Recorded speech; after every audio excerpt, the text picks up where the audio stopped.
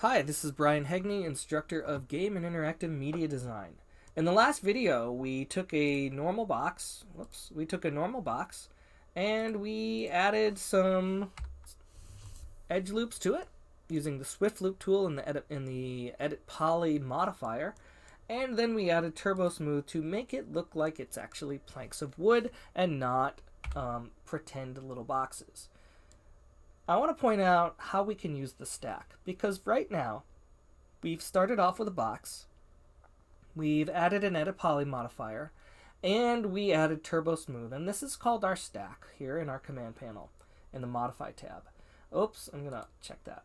Now, it is very important to know that if you go down to the box, if you click on box, you're going to get a warning, and the reason you're going to get a warning is because in this Edit Poly modifier, we added edge loops. And when you add edge loops, you add vertices. And when you add vertices, and faces, actually, when you add those things, all of the names of each vertex changes. So every vertex has a name. If I click on vert mode, so if I click on, let's turn off turbosmooth. If I click, and I'm going to tap F4 so I can see the edges. If I selected this vertex, well, over here under selection in the command panel, it has a name. Vertex 18 is selected. Whoops, let me select selection mode. Now I'm not going to accidentally move a vertex. That's one of the worst things you can do. Not worst things, but if you left click a vertex and just move your mouse slightly, you're going to accidentally move it or scale it or rotate it. All right, let's go into selection. This vertex is vertex 26. So you can start to see that every vertex has a name. Okay, so if this corner vertex is vertex 5, what happens when we turn on turbosmooth? Well, that vertex kind of disappears and everything's renamed. Right now this is, whoops, let's go up into here. The only way I can get to that name of that vertex is to add an Edit Poly on top. Go into vertex mode and say, okay, this is vertex 439. So right now vertex 5 is somewhere else. It had to rename every single vertex because we added so many hundreds more. Oh, that's 85. There's 549. So it's hard to tell, you know, where it's hard to tell.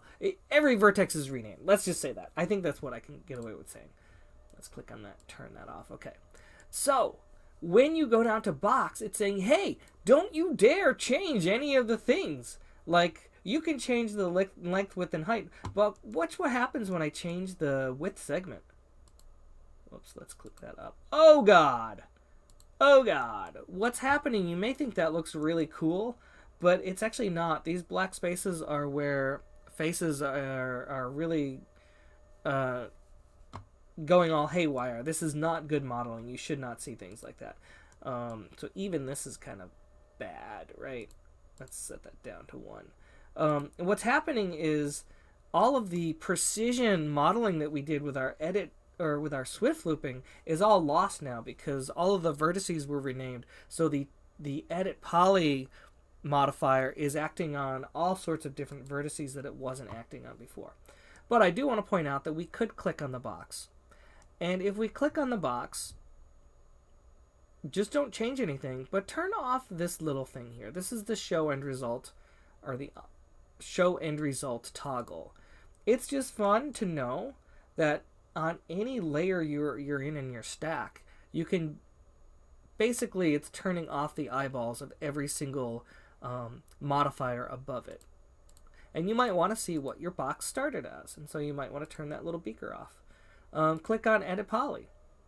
Again, when you turn that toggle off, it shows you only up to that Edit Poly point. I'm going to be using this back and forth sometimes just to see what my edges are doing, edge loops are doing. So like if I turn this off so I can see my edge loops, I am going to use the edge selection mode. And you can either click that triangle or you can tap the 2 button. The 2 button is going to enable edge loop selection, and I'm going to double click this edge loop right here. this edge loop. If you single click this edge loop, it just selects this edge. It just selects this edge. If you double click it, it selects the entire loop all the way around. This is going to be very important. And if I tap the W key, I'm going to be able to move it back and forth. Okay, you see that? See what I'm doing? I just wanted to point out what I'm doing. And if I do that, that's really not good at all. Those faces are just inverting and they look bad. Okay, so now I'm going to click turn on the show end result toggle. And notice I now don't have the red selection icon. Like if I turn that off, you can see that I have selected these edge loops because it's red. And that's telling me that that's the selected mode. Well, that's the selected loop. Well, guess what? When I turn that on, that loop doesn't exist anymore. And so, or it doesn't exist, it can't show me where that selection is because it doesn't exist. But I can still move that selection. And so you can see what's going on here, right? And so you can see that as this edge loop moves to the left or downward, the curvature of that edge changes drastically, right? And so this is just to point out that when I have my edge loop closer to my edge, it's a tighter curve. And when it's further away, it gets more rounded. And that's how edge loops work with turbosmooth.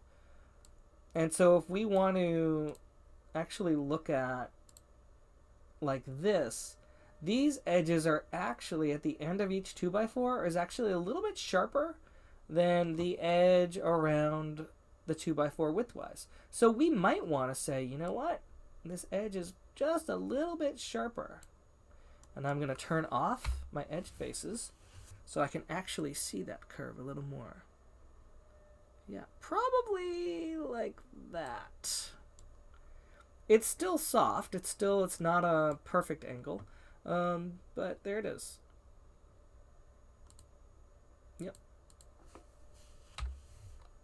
Okay. And I'll turn that off. Yay. And that is basically how we're going to continue working with edge loops and swift loops, edge loops, and turbosmooth together. So in the next video, we're actually going to combine all of these into a single group and get ready to start modeling the rest of the table. All right, bye.